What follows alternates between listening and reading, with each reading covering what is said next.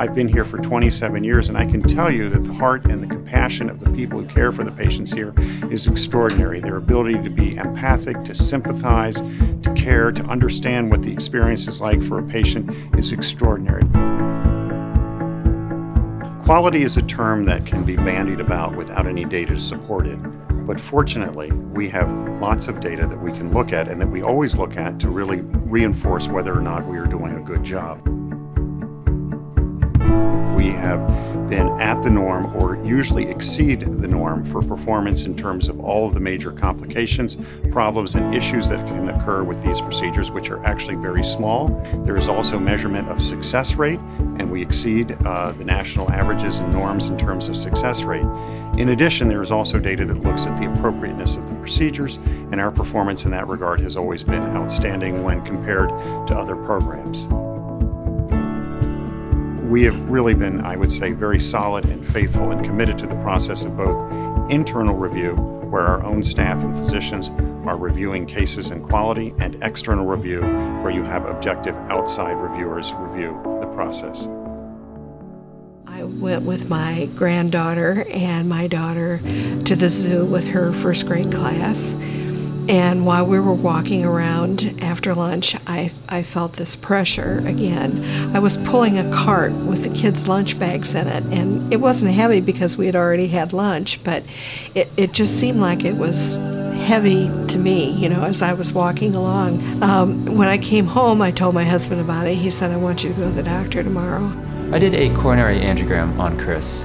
Coronary angiogram is where I put a catheter in the blood vessel, and I went through her wrist in this case, and the catheter goes up to her heart. And through that I then inject some contrast, and the contrast lights up the blood vessels, and we look for any blockages. And then with blockages, we did see one severe blockage in one of her vessels.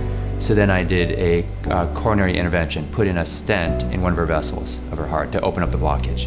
After the procedure, I felt wonderful. I felt kind of renewed. It's amazing how quickly you feel good afterwards.